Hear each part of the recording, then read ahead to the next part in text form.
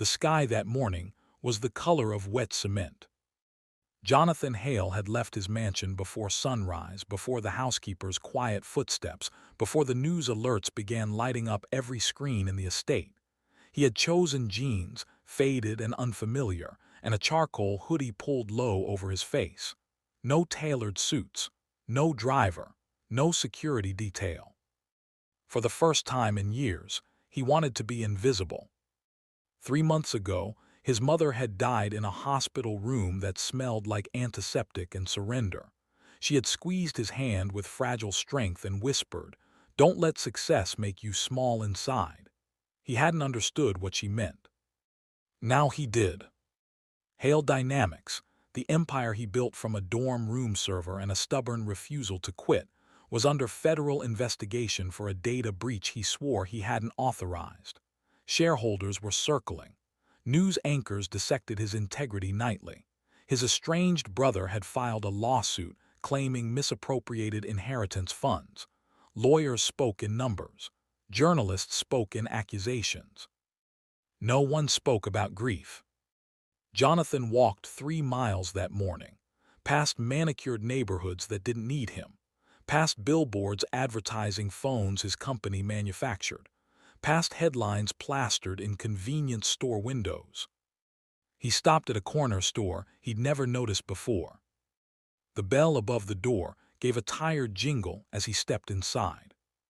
The place smelled faintly of dust and stale bread. Fluorescent lights flickered. Shelves leaned slightly under the weight of canned goods. A radio crackled somewhere behind the counter, playing an old soul song barely audible through static. Jonathan picked up a bottle of water, a turkey sandwich in plastic wrap, a folded newspaper. Simple things. He couldn't remember the last time he'd stood in line. Behind the register stood a man in his late 40s with thinning hair and sharp eyes, Martin Keene. His name tag read store manager, but that wasn't entirely accurate. He was a regional compliance director for Hale Dynamics, temporarily auditing local vendor systems after the breach scandal. He'd chosen this store to inspect financial vulnerabilities. What he hadn't expected was the man in the hoodie. Martin barely glanced up, that all. Jonathan nodded, his voice felt unused. Yes. He slid his black metal card into the machine. Processing. Declined. A soft beep pierced the air. Jonathan frowned. That wasn't possible. He tried again. Declined. A muscle in Martin's jaw tightened. Sir, if you don't have the money, there's an ATM outside. Jonathan's cheeks warmed. He wasn't used to this tone. There must be a mistake. Machines don't make mistakes, Martin replied, folding his arms. People do. The words landed heavier than they should have. Behind Jonathan, the bell jingled again. A line began forming, construction workers in dusty boots, a mother balancing a toddler on her hip, a college student with headphones around his neck. Whispers started.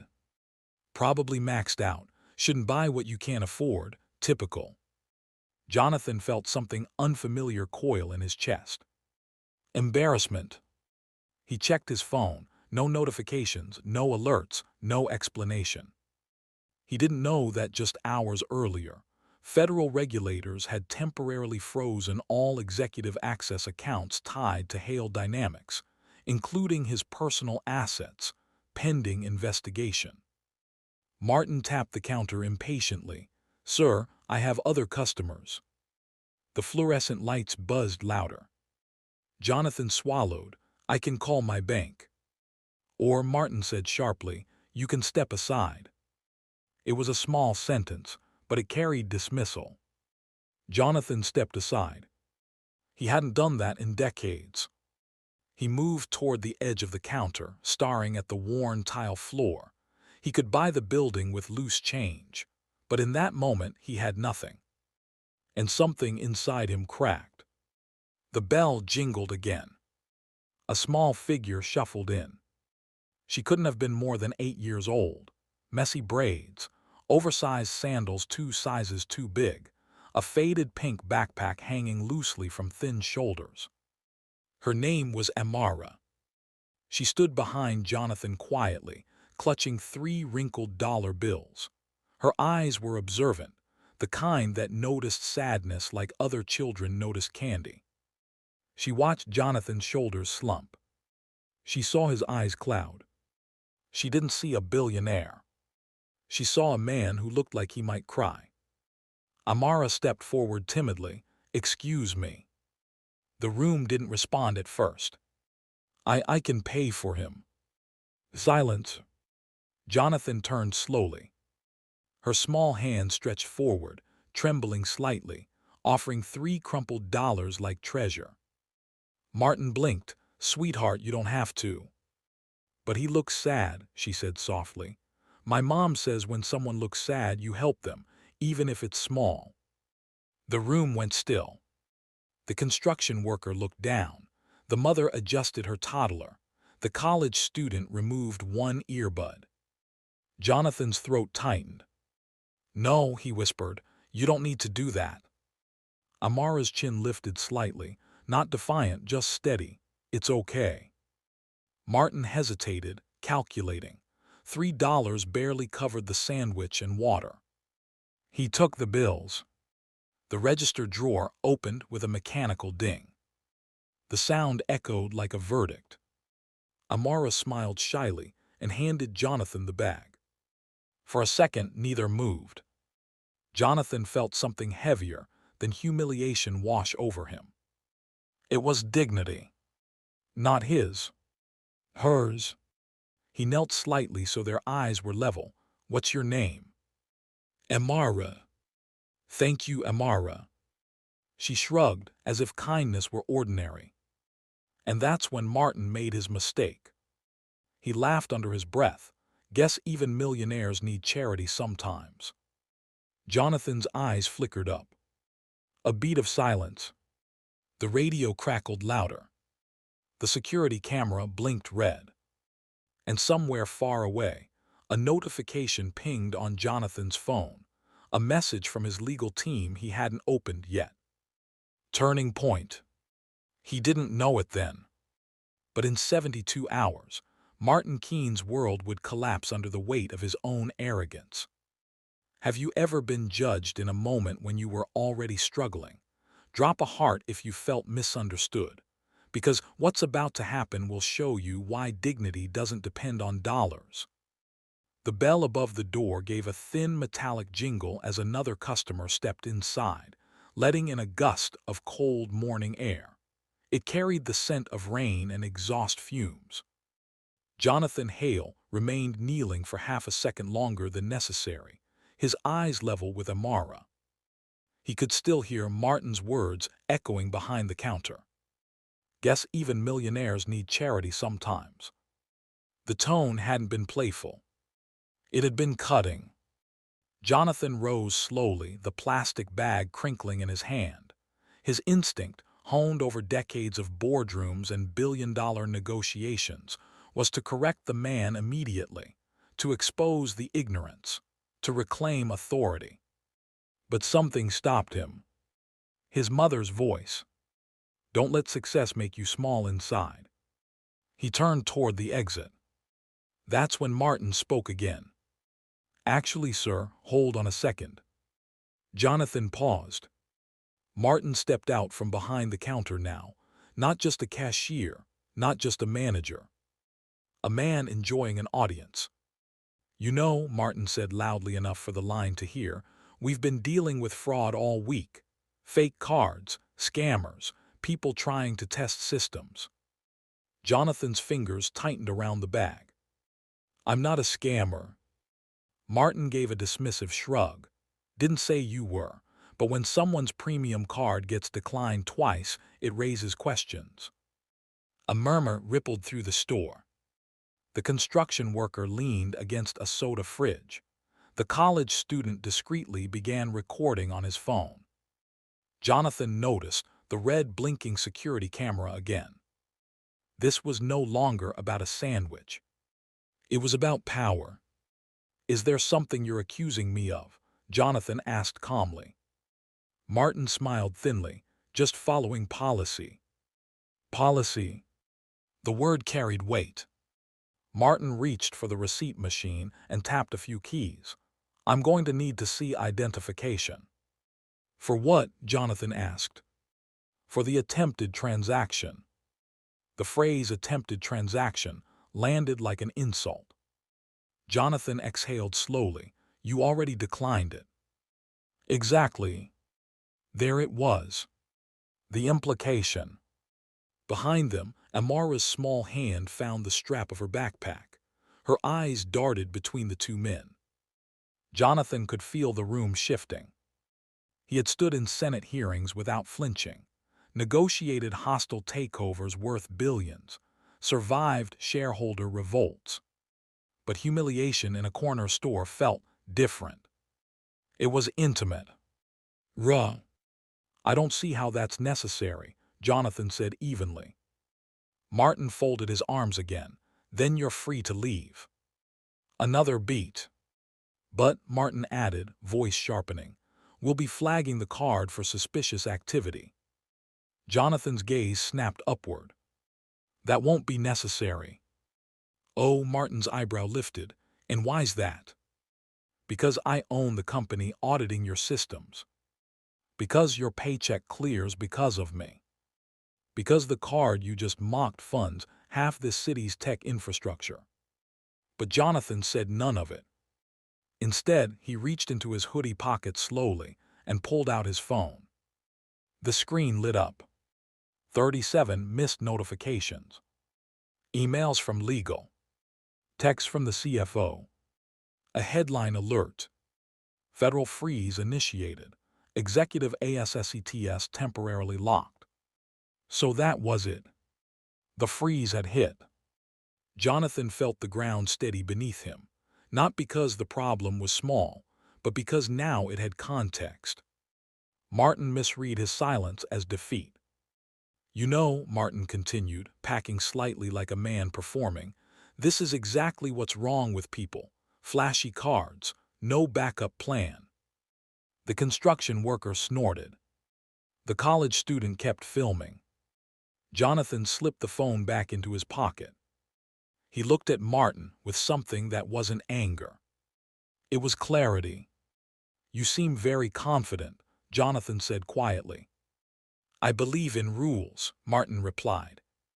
No, Jonathan corrected gently. You believe in power. A flicker passed across Martin's face. He didn't like being read. Sir, Martin said louder now, if you're done, please step outside. You're holding up paying customers. Jonathan glanced behind him. No one objected. No one intervened. Silent, the most powerful accomplice in any injustice. Amara shifted her weight. Is he in trouble? She whispered. Jonathan crouched slightly again so she could hear him. No, not at all. Martin scoffed. Let's not confuse the child. The sentence hit differently. The fluorescent lights hummed. The radio static crackled. Jonathan stood upright. Don't speak to her like that, he said calmly. There was no raised voice, no threat. But the temperature in the room dropped. Martin straightened. Excuse me. She showed more character in 30 seconds than most adults do in a lifetime. The construction worker looked down. The mother near the door nodded faintly. Martin's jaw tightened. He wasn't used to being challenged, not here. You're welcome to leave, Martin said coldly. Jonathan studied him. He saw it now, the insecurity hidden beneath authority, the hunger to assert control in the smallest arena available. Jonathan knew that hunger. He built an empire on mastering it. But this was different. This was cruelty disguised as compliance. Another turning point. Jonathan could walk away. Disappear back into his mansion. Let lawyers handle the freeze. Let the investigation unfold quietly. But if he walked away now, what lesson would remain? That humiliation is acceptable if the victim is silent. That dignity depends on account balance. He glanced at Amara again. Her sandals were too big. Her backpack was nearly empty. And yet she had given everything she had. Jonathan made a decision. He stepped closer to the counter again. Martin's posture stiffened. "You said you're following policy," Jonathan began evenly. "Which policy requires public commentary on a declined card?" Martin hesitated just slightly. "Fraud prevention guidelines," he replied. "Show me." The room stilled. "Excuse me," Martin asked. "You're invoking policy," Jonathan said calmly. "I'd like to see it." The college student's phone tilted upward to capture both faces. Martin laughed shortly. "This isn't a courtroom." "No," Jonathan agreed. "It's a store, and you're making assumptions about a customer in front of witnesses." "Witnesses?" The word landed heavier than expected. Martin felt the audience shift again. "What exactly are you implying?" he snapped. Jonathan held his gaze. "That sometimes the way we treat people reveals more about us than about them." Silence. The fluorescent light flickered once, twice. A car horn blared outside. Martin stepped forward, invading Jonathan's space. "You think you're smarter than everyone in here." Jonathan didn't move. "No, I think kindness is smarter than cruelty." A breath passed between them. Tension thickened. Behind Jonathan, Amara's mother had entered quietly. Tired eyes, gentle face. She had witnessed the tail end of the exchange and instinctively stepped closer to her daughter. "Amara," she called softly. "I'm okay, Mama." Jonathan turned and offered the mother a small nod. Martin threw up his hands. "This is ridiculous, sir. Either leave or I'll call security." Jonathan almost smiled. Security? At a store he technically funded through Hale Dynamics vendor contracts. He pulled his phone out again. This time he opened one of the emails. Subject line: Emergency board meeting, immediate attendance required. He could end this in a single phone call. Expose everything. But timing mattered. Power revealed too early loses its lesson. Instead, Jonathan slipped the phone away once more. "I'll leave," he said calmly. Martin's shoulders relaxed in visible triumph. "But," Jonathan added, turning back once more, "you might want to review how you treat people when you believe they have nothing." Martin smirked. "Life lesson." Jonathan met his eyes. "No forecast." The word lingered. He walked toward the door. Amara tugged gently at her mother's sleeve. "Mama, why was he mean?" Her mother sighed softly. "Sometimes people think being in charge means being unkind." Jonathan paused at the threshold. Rain had started falling lightly, tapping against the cracked pavement. He stepped outside. But he didn't leave. He stood just beyond the awning, watching raindrops gather on the street. Inside, Martin returned behind the counter, shaking his head. Unbelievable. The construction worker paid and left. The college student lowered his phone slowly, eyes thoughtful. Something had shifted. And Martin didn't feel it. Not yet. Jonathan looked down at the sandwich in his hand, the one bought by a little girl who had nothing. His throat tightened again. This wasn't about revenge. It was about recalibration. The system at Hale Dynamics had blind spots. Compliance officers who believed authority meant humiliation. Policies weaponized instead of applied. And Jonathan, buried in lawsuits and grief, had missed it. No more. Rain intensified. He turned back toward the store window. Through the glass, he saw Martin laughing with another employee, reenacting the decline card moment with exaggerated gestures. The humiliation replayed as entertainment. That was the final line crossed. Jonathan's jaw set. He pulled out his phone one last time and opened a different contact. Billionaire Price, Chief Legal Officer. His thumb hovered. He didn't press call. Not yet. Instead, he watched. And waited. Because the most powerful consequences aren't loud. They're strategic. Rain drummed steadily against the metal awning. Jonathan Hale stood just outside the corner store, water dripping from the edge of his hood. Cars passed in blurs of gray. The city moved on, unaware that something seismic had just shifted in a place most people would never notice. Inside, Martin Keene was still talking.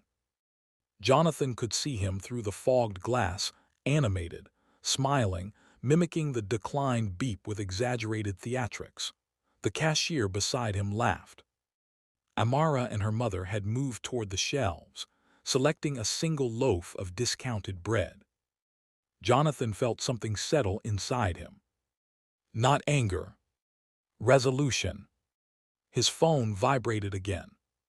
Billionaire Price, 4 missed calls. He stepped farther from the entrance, under a broken streetlight, and finally answered. Jonathan, Billionaire's voice came through tight and urgent. Where are you?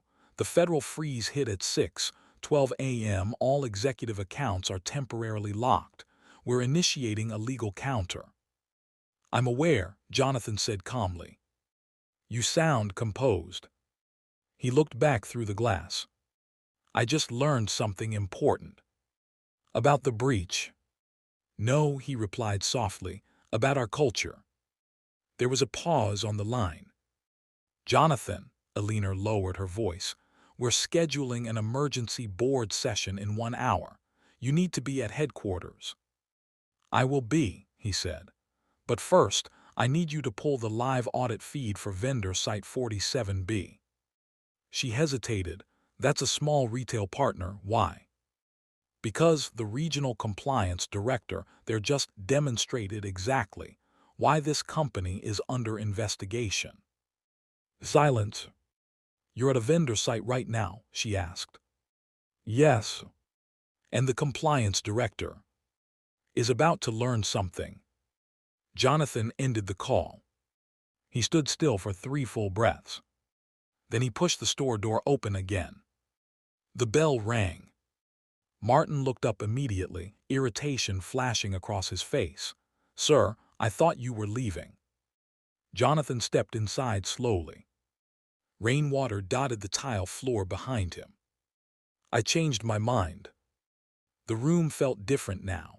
The construction worker was gone, but the college student remained, pretending to browse chips while still filming discreetly. Amara and her mother stood near the bread aisle, watching quietly. Martin crossed his arms. We've already resolved your situation. No, Jonathan replied evenly. You resolved a transaction, not a situation. Martin rolled his eyes. This is absurd. Jonathan walked to the center of the store.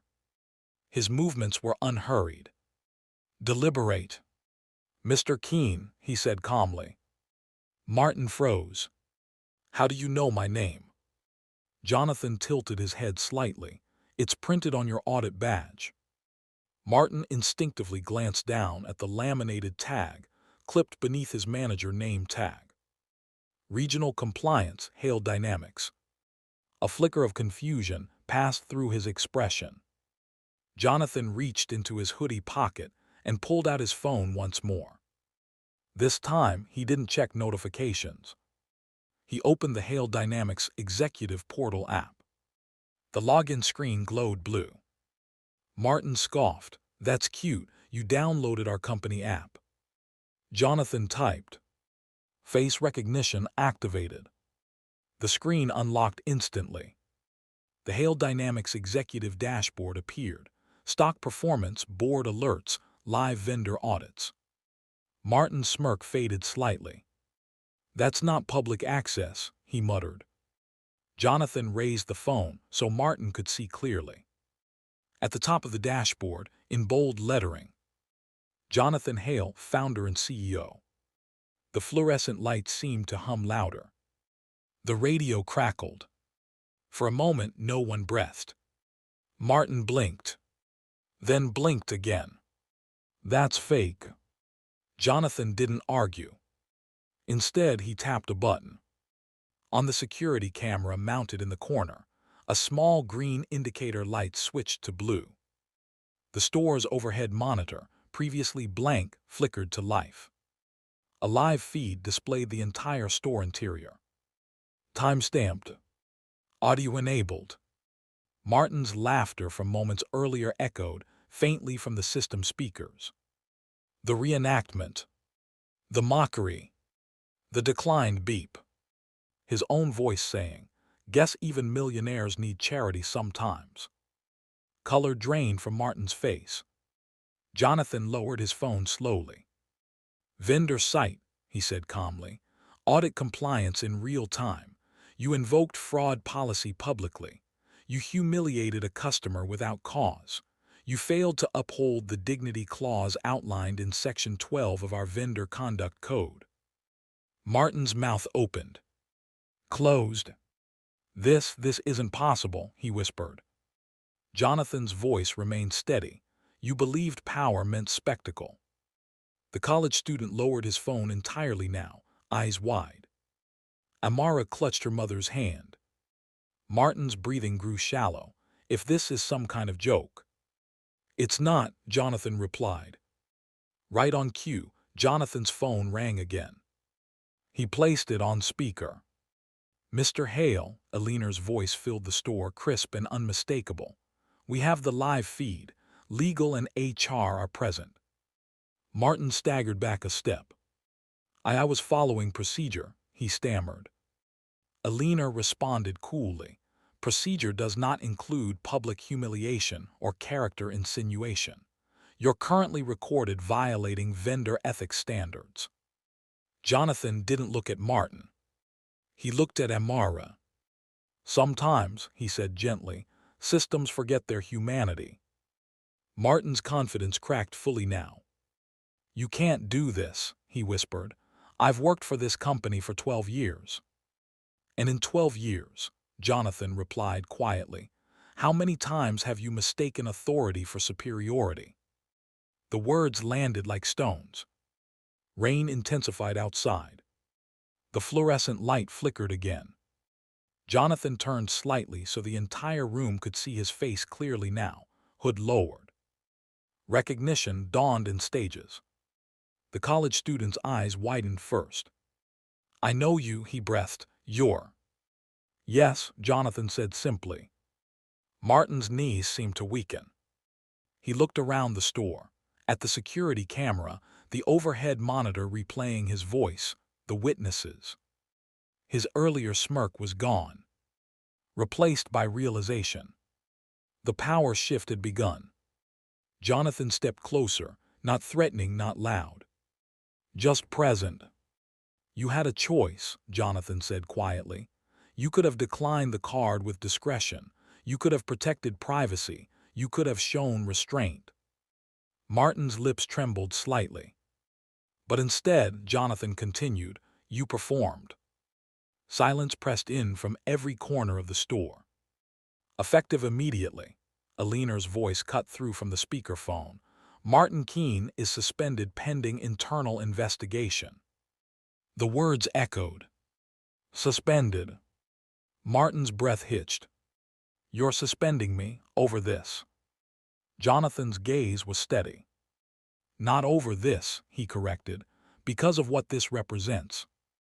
The overhead monitor replayed his mocking tone again. The beep. The laughter. Martin's face flushed deep red. The humiliation had reversed. But Jonathan didn't smile. He didn't gloat. He simply held the moment long enough for it to teach. Amara looked up at him. "Are you in trouble now?" she asked softly. Jonathan knelt again, so they were eye level. "No," he said gently, "I'm fixing something." Rain hammered harder now, cascading down the store's dusty windows in rivulets that distorted the view of the street outside. Inside, the air felt electrified. Martin Keene stood frozen behind the counter, staring at the simple white business card like it might detonate. Jonathan Hale did not raise his voice. He did not smile. He did not savor the reversal. He simply existed, calm, composed, unshaken. That composure unsettled Martin more than any anger would have. "Mr. Hale," Martin's voice cracked. I didn't know." Jonathan tilted his head slightly. "That's the point." Silence.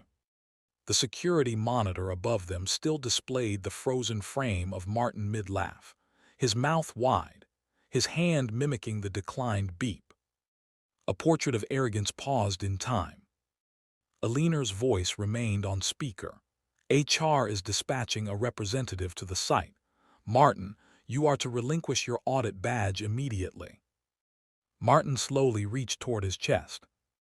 The laminated badge trembled in his fingers as he unclipped it. The faint snap of plastic separating from fabric sounded louder than the rain. He placed it on the counter. The symbolism was unmistakable.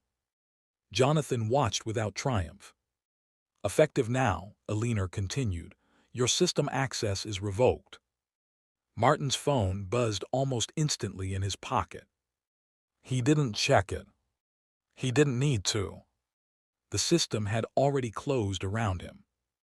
For the first time since Jonathan had walked in that morning, Martin looked small. Not because he lacked authority now, but because his authority had never been rooted in character. Jonathan turned slightly, addressing the room, not as a CEO but as a witness. "No one deserves to be humiliated for circumstances you don't understand," he said evenly. The college student swallowed, lowering his phone completely now. The mother near the bread aisle nodded faintly. Amara's mother stepped forward carefully. "Sir, we didn't know." Jonathan offered her a gentle look. "You weren't supposed to." He reached into his pocket again, not for his phone this time, but for something else. A folded check. Emergency executive credit access, one of the few instruments untouched by the freeze. He handed it to the store's secondary cashier, a young woman who had remained silent throughout. "Cover her groceries for the next year," he said softly, nodding toward Amara and her mother. Discreetly. The cashier's eyes widened. Martin stared. Jonathan leaned slightly closer to the counter. "And revise your training materials," he added calmly, "starting today." Martin's composure fractured. "You're making an example out of me," he said hoarsely. Jonathan met his eyes. "No, you made yourself an example." Another turning point. Outside, a black sedan pulled up sharply to the curb. Its tires hissed against wet asphalt. Two individuals stepped out, corporate legal and HR representatives from Hale Dynamics. They entered the store with purpose. The bell jingled again. "Mr. Hale," Aliner's voice came through once more.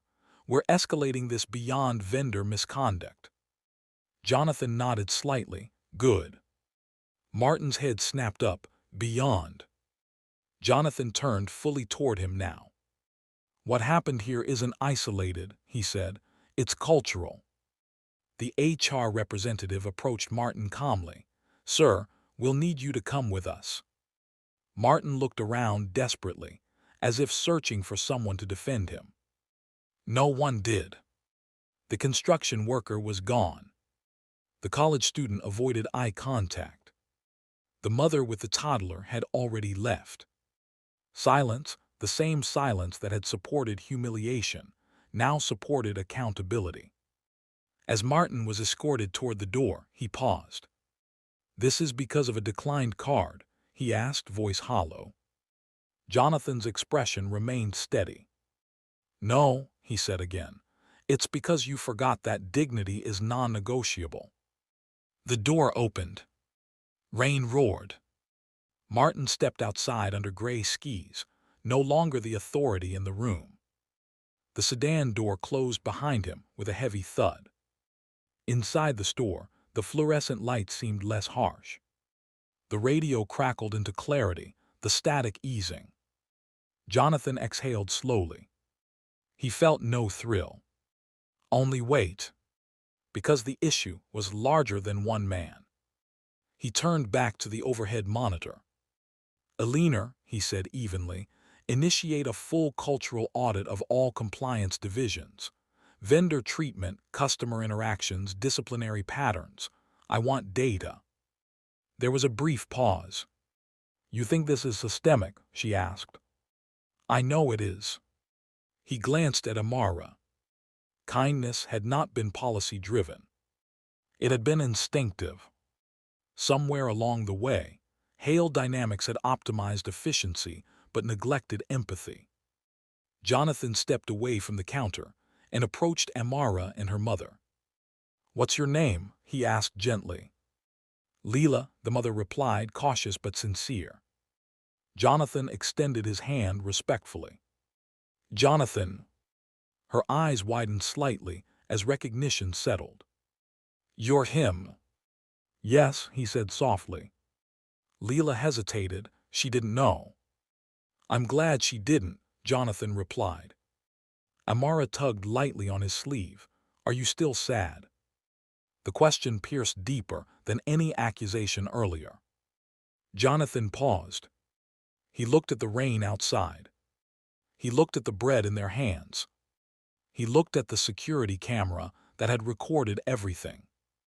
"Yes," he admitted quietly, "but not for the same reason." Amara nodded thoughtfully, as if sadness were something she understood too well. Jonathan crouched again. "You helped me today," he said gently. "You reminded me of something important." She smiled shyly. "That helping?" "Yes," he said, "that helping." The HR representative approached carefully. "Mr. Hale, headquarters is requesting your immediate presence. Media has already picked up activity on the vendor feed." The college students' recording had gone live. Comments were flooding in.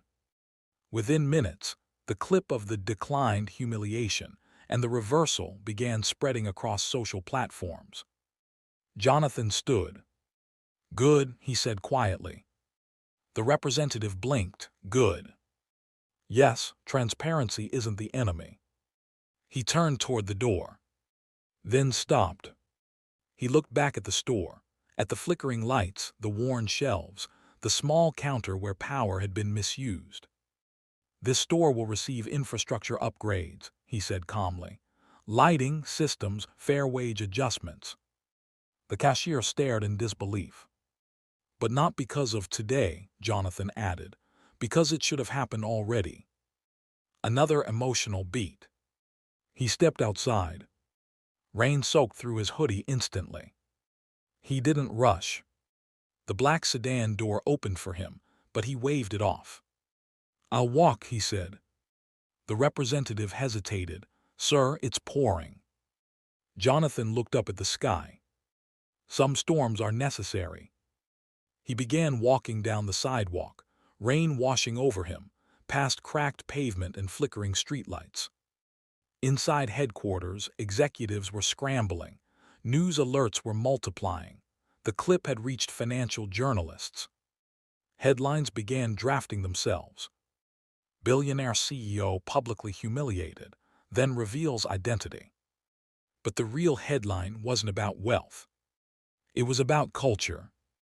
Back in the store, Amara watched him disappear into the rain. "Mom," she whispered, "is he going to fix it?" Leela squeezed her daughter's hand. "I think he already started." By the time Jonathan reached the corner, his phone buzzed again. Alina's voice was steadier now. "The board wants immediate disciplinary reforms announced publicly," she said. "This is turning into a case study." Jonathan stopped walking. "Good," he repeated. "You're not angry?" she asked. He considered the question. "I was," he admitted. "But anger builds walls, accountability builds systems." There was silence on the other end. "You've changed," Alina said quietly. Jonathan glanced back toward the store one last time. "No," he replied softly, "I remembered." Another turning point. The rain began to slow. Clouds shifted slightly. allowing a thin beam of light to break through gray. Not bright, but present. Jonathan slid his hands into his pockets and continued walking. Behind him, consequences were already unfolding. Emails sent. Access revoked. Policies reviewed. Cameras analyzed. A culture exposed. This wasn't revenge. It was recalibration. And it was only the beginning. The storm had passed by the time Jonathan Hale stepped into headquarters. Hale Dynamics Tower rose like a blade of glass against the skyline, 47 floors of steel and ambition. The lobby floors shone like mirrors. Digital walls displayed stock tickers in cool blue light. Employees moved quickly, whispers trailing behind them like static. They had seen the video. Everyone had. The clip from vendor site 47B had spread overnight, first on social media, then across financial news networks, then onto morning talk shows dissecting corporate culture and public accountability. The footage was simple. A declined card, a mocking laugh, a little girl offering $3 crumpled, a revelation. It wasn't scandal that made it viral. It was contrast. Jonathan stepped through the revolving doors without security clearance delays for the first time in his career. The federal asset freeze meant he was technically under scrutiny, but he was still CEO. And today, he intended to act like it. Inside the executive boardroom, 12 board members sat around an oval table polished to perfection. Screens glowed with analytics, public sentiment graphs, stock volatility charts, legal risk assessments. Eleanor Price stood at the head of the room. When Jonathan entered, the room fell silent. Not tense. Anticipatory. "You've seen it," he said calmly. Several nodded. Board member 4, a silver-haired investor named Harold Chen, leaned forward. "This is reputationally volatile." Jonathan's gaze was steady. "So is injustice." Another member cleared her throat. "We've suspended Martin Keene pending termination review." "Terminate him," Jonathan said simply. There was a pause. "But," he continued, raising a hand slightly, "don't make him the headline." The room shifted. Harold frowned. "He is the headline." "No," Jonathan replied, "he's a symptom." The screens shifted as Eleanor tapped her tablet. Data appeared. Internal complaints over the past 5 years, vendor disputes, customer dissatisfaction metrics. Patterns emerged. Compliance officers disproportionately issuing public reprimands. Vendor complaints about humiliation during audits. Internal HR reports quietly settled. Jonathan let the silence sit. "Efficiency became our idol," he said quietly. "We optimized everything, speed, cost, output, and somewhere along the way we forgot dignity." He looked around the room. "That's not Martin's failure, that's mine." The admission stunned them. Corporate leaders rarely spoke that way. But this wasn't theater. It was reckoning. Within 48 hours, Hale Dynamics announced an independent cultural investigation led by an external ethics firm. Cameras flashed outside headquarters as Jonathan addressed reporters on the marble steps. "We are not here to protect ego," he said into a forest of microphones. "We are here to protect people." Questions flew. Is this about liability? Are you shifting blame? Was the federal freeze connected to systemic misconduct? Jonathan did not deflect. "Transparency," he said calmly, "is not weakness. It is strength under pressure." The clip of Amara's small hand holding out $3 crumpled replayed across national television. Public sentiment surged, not against the company alone, but in demand for change. Employees began speaking up. Anonymous submissions flooded the ethics hotline. Stories of supervisors belittling junior staff, of vendor audits conducted with hostility rather than collaboration, of a culture that prized dominance over dialogue. What had once been dismissed as isolated incidents formed a mosaic. Jonathan reviewed each report personally. Late at night, alone, he saw patterns of intimidation disguised as performance management. He saw data analysts penalized publicly for minor errors. He saw the quiet cost of silence, and he felt something heavier than shame. Responsibility. The board convened a public forum, streamed live. Employees were invited to speak without retaliation guarantees. The auditorium filled. Jonathan sat in the front row, not on stage. A junior engineer approached the microphone first. "My manager told me crying in the office showed weakness," she said, voice trembling. "After my father died." Jonathan closed his eyes briefly. Another vendor testified about being publicly accused of incompetence during audits. A warehouse supervisor admitted he'd adopted harsh tactics because that's how leadership modeled strength. Each testimony layered upon the last. Not explosive, cumulative, systemic. Jonathan finally took the stage. "I built Hale Dynamics to innovate technology," he said. "But innovation without humanity becomes machinery." He paused. "We will rebuild this culture, not through slogans but through structure." Over the next month, sweeping changes rolled out. One dignity protocol clause: every interaction, internal or external, would be evaluated through a mandatory dignity standard. Public humiliation would constitute immediate disciplinary review. 2. Empathy training across all leadership tiers, not optional, not cosmetic, structured workshops with psychological experts. 3. Vendor Ombudsman Program. Independent advocates assigned to vendors during audits to ensure fairness and respect. 4. Transparent accountability dashboard. Employee conduct violations would be anonymized but publicly reported internally.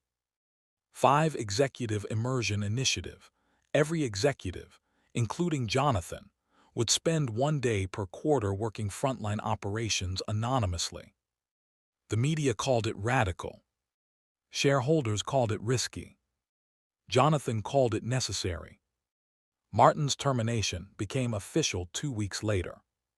Not with spectacle, but with documentation. Jonathan requested one final meeting with him. Not for revenge, for closure.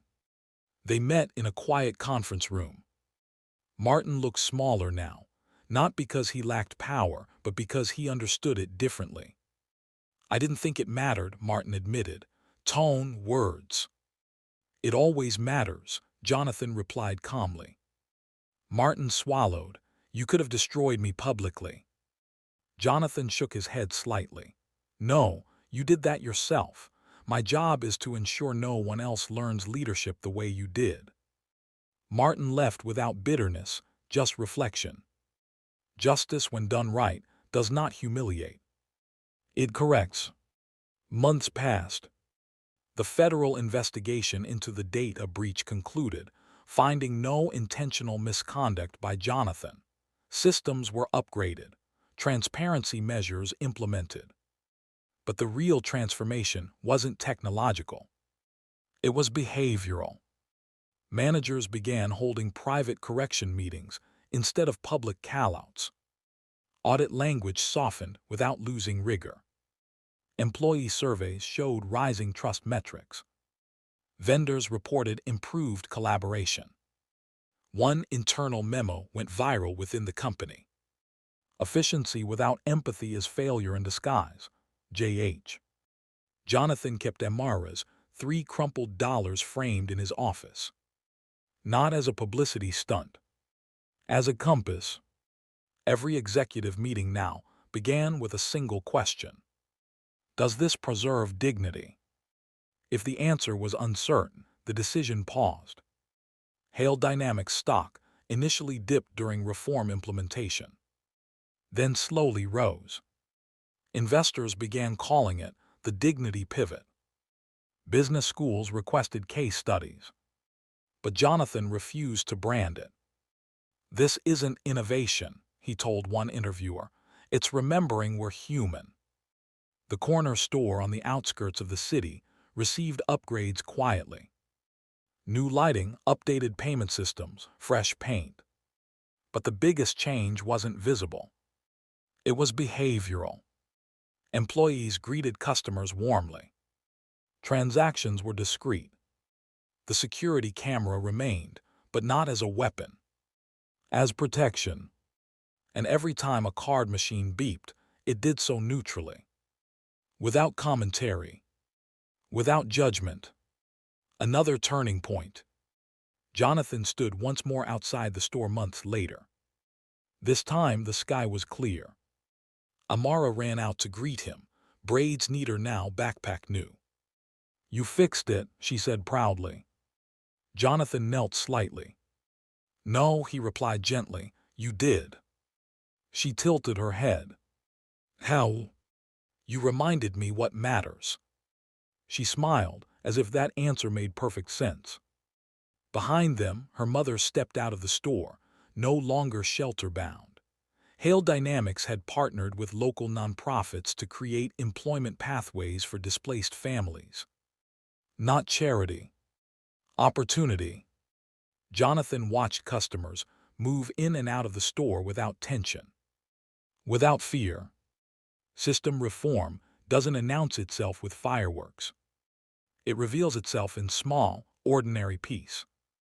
But this story wasn't finished. Because reform inside one corporation can ripple outward. And ripples were forming. The change did not explode across the nation overnight. It moved like water. Quiet, persistent, unstoppable.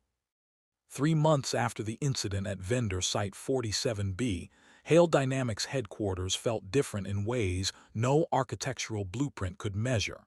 Conversations were slower. Eye contact lingered longer. Meetings began with acknowledgement instead of metrics.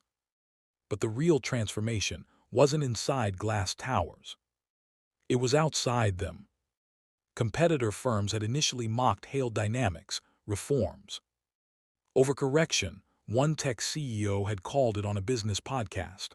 Optics management, another analyst suggested. Then quarterly reports came in. Employee retention rose 18%. Vendor satisfaction scores jumped dramatically. Customer trust ratings surged. Stock prices, after a temporary dip, stabilized and climbed. The narrative shifted. Panels at tech conferences began including phrases like ethical infrastructure and dignity-centered compliance. A rival corporation quietly requested access to Hale Dynamics' Dignity Protocol framework. Jonathan approved it without licensing fees. "This isn't proprietary," he told a leaner. "It's foundational." The industry began re-examining how compliance teams operated. Public reprimands became liabilities. Leadership coaching gained traction. The ripple widened. 6 months after the viral video, Jonathan stood before a congressional subcommittee. Not as a defendant, as a witness. A senator adjusted her glasses. "Mr. Hale, you're proposing national corporate dignity standards." "I'm proposing clarity," Jonathan replied calmly. "If we can regulate data privacy and financial conduct, we can regulate humane treatment." Clips of Amara's act of kindness played briefly during the hearing. The room grew quiet. Jonathan continued, "The moment that changed my company wasn't an audit report. It was a child offering $3. Reporters scribbled. Policy drafts began circulating. Guidelines requiring corporations above a certain size to implement formal dignity and anti-humiliation training standards. Skeptics argued it was symbolic. Jonathan disagreed. "Symbols guide systems," he said simply. Within a year, several states adopted corporate dignity compliance requirements tied to tax incentives. Small, measurable steps. Water carving stone. Back at Hale Dynamics, a junior compliance officer named Mateo paused during an audit. A vendor's payment processing error flashed on his tablet. Old protocol might have meant public correction. Instead, he stepped aside with the store manager privately. "There's a discrepancy," he said gently. "Let's fix it together." The manager blinked, surprised. No embarrassment. No raised voice. Just resolution. Mateo later wrote in his internal reflection log, "I used to think authority required volume. Now I know it requires control." These small behavioral recalibrations multiplied. Managers checked tone before sending emails. Supervisors asked, "How can I support you?" before issuing warnings. Human Resources reported a 40% drop in internal complaints related to humiliation or public reprimand. The system had shifted. Not perfectly, but meaningfully. And then there was the little girl with 3 crumpled dollars. Jonathan visited the store regularly, not for publicity, but for grounding. Amara had started a small kindness jar initiative at her school. Students contributed coins to help classmates who forgot lunch money. When Jonathan asked how she came up with it, she shrugged. "It's just helping," she said, as if the concept were obvious. Her mother, Leela, now worked as a community liaison through Hale Dynamics' outreach program, connecting underserved neighborhoods to technology training and employment resources. Not charity. Opportunity. One afternoon, Jonathan attended a school assembly where Amara spoke about kindness. She stood on stage, braids neatly tied, voice steady. "My mom says when someone looks sad, you help them," she told the room, "even if it's small." Jonathan felt his throat tighten.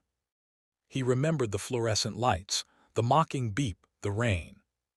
He remembered kneeling to her height and realizing power without empathy was hollow. Late one evening, Jonathan sat alone in his office. The 3 crumpled dollars remained framed on his desk. He traced the edge of the glass lightly. He thought about his mother's final words. "Don't let success make you small inside." He had misunderstood her. He thought she meant humility. But she meant humanity. His wealth hadn't made him small. Neglecting culture had. He opened a new, internal initiative document. Title: The Amara Principle. A simple mandate. In every decision, ask, would this action honor the smallest person in the room? Not the wealthiest. Not the loudest. The smallest. The most vulnerable. He circulated it company-wide. No dramatic announcement. Just a question. But questions change behavior. International media picked up the broader transformation story. Documentaries formed around corporate ethics reform. Universities invited Jonathan to speak, not about innovation, but about recalibration. During one lecture, a student asked, "What was the exact moment you decided to change everything?" Jonathan paused. He didn't describe the humiliation. He didn't describe the revelation. He described the hand. 3 crumpled dollars, he said quietly, offered by someone who had nothing to gain. The room fell silent, because everyone understood that image. Kindness from scarcity. Dignity without demand. 2 years later, Hale Dynamics had become known not just for technological excellence, but for ethical leadership. Industry journals referenced the Hale shift when describing systemic culture reform after public accountability. But Jonathan avoided branding. He refused to turn it into a marketing tool. Because the lesson wasn't corporate. It was human. Amara's family moved into a small apartment near a park with real trees and safe sidewalks. On moving day, Jonathan helped carry a box. "Do you still get sad?" Amara asked as they stood on the new balcony overlooking the city. Yes, Jonathan answered honestly, sometimes. What do you do? He looked at her thoughtfully.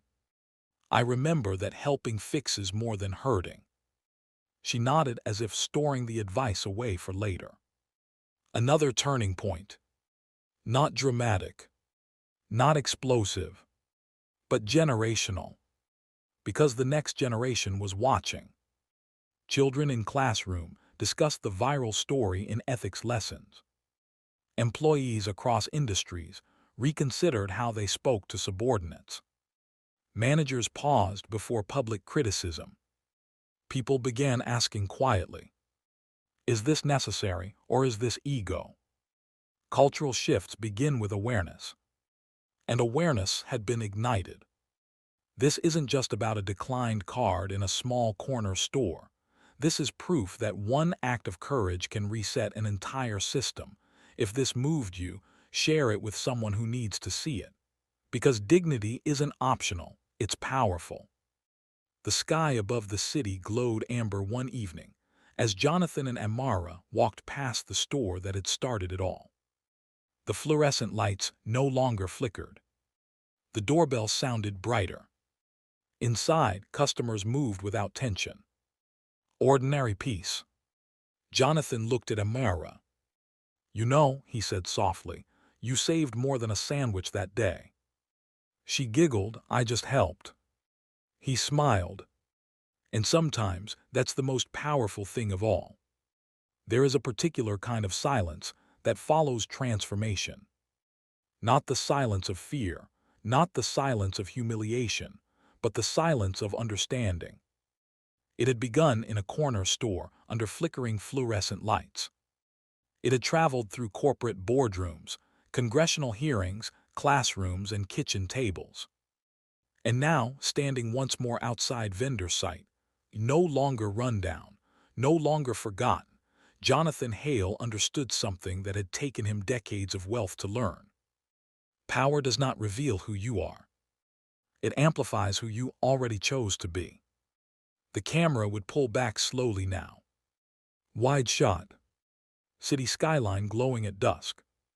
Cars passing. Ordinary people living ordinary lives. Because the truth is, most revolutions don't look like revolutions. They look like decisions. A cashier choosing restraint. A manager choosing privacy. An executive choosing accountability. A child choosing kindness. Jonathan stood on the sidewalk as evening settled in shades of gold and blue. The store windows reflected the sky like polished glass. Inside, a young employee quietly helped an elderly man with a payment error.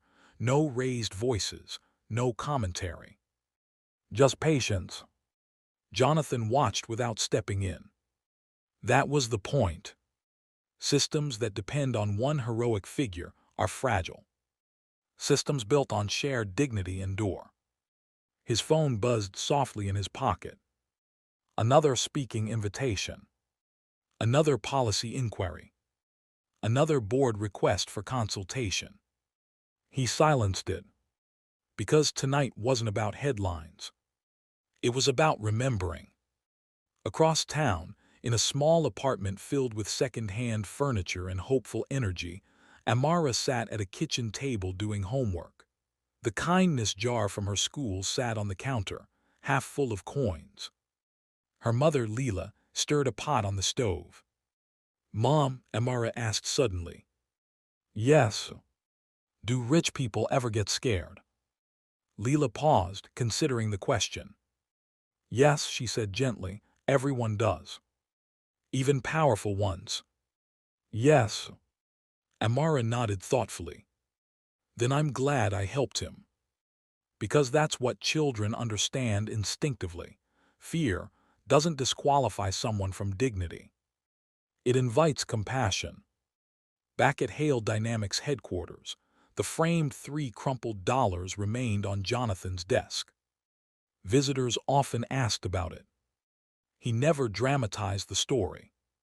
He simply said, "That's my reminder." A reminder that grief can make you withdraw.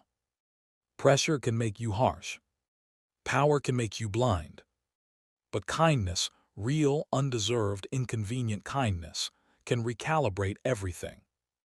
Let's slow this down for a moment. Close-up shot. The card machine in the store. A simple device. It doesn't know wealth. It doesn't know grief. It only knows approval or decline. But humans are not machines. We decide whether a decline becomes humiliation or discretion. We decide whether authority becomes protection or performance. We decide. That's the weight of this story. Not that a billionaire's card was declined, but that when he was vulnerable, someone with nothing chose compassion. And when he regained power, he chose reform instead of revenge. That is the dignity framework in motion. Discrimination confronted without losing composure. Integrity maintained under pressure. Grace extended instead of retaliation. Institutional change pursued, not personal victory. Transformation rippling outward. Yearning for better systems answered with action. The world often tells us justice must be loud, explosive, punishing. But sometimes justice looks like a calm voice saying, "Show me the policy." Sometimes it looks like an executive admitting, "That's my failure." Sometimes it looks like a little girl saying, "You look sad." Imagine if every workplace asked one question before acting. Would this preserve dignity? Imagine if every leader remembered what it felt like to stand in line, vulnerable. Imagine if every system was redesigned not around fear, but around fairness. That's not idealism. It's architecture. Culture is constructed the same way buildings are, beam by beam, policy by policy, conversation by conversation. And it can be rebuilt. There will always be storms, corporate investigations, economic downturns, moments when cards decline, literally or metaphorically. But the measure of a society is whether those moments happen. It's how we respond when they do. Do we mock? Do we judge? Do we exploit the audience? Or do we protect privacy, extend grace, and move forward with restraint? Jonathan learned that day that wealth could solve logistics, but only character could solve culture. And character often comes from the least expected place. The final scene. Jonathan walks into the corner store one last time, not in disguise, not announced. The bell rings. The cashier smiles warmly. "Good evening, Mr. Hale." He nods, picking up a bottle of water and a sandwich. He inserts a simple debit card, temporary account modest. Approved. A soft beep. Neutral. No commentary. Just a transaction. He steps outside and sees Amara across the street, waving enthusiastically. He waves back. The sky above them stretches wide and clear. Not because storms never come, but because someone chose to build better shelter. If you've ever felt underestimated, if you've ever been judged in a vulnerable moment, if you've ever had the power to humiliate and chose not to, then you understand this story. It isn't about billionaires. It isn't about viral videos. It's about the quiet authority of dignity. The kind that doesn't need headlines.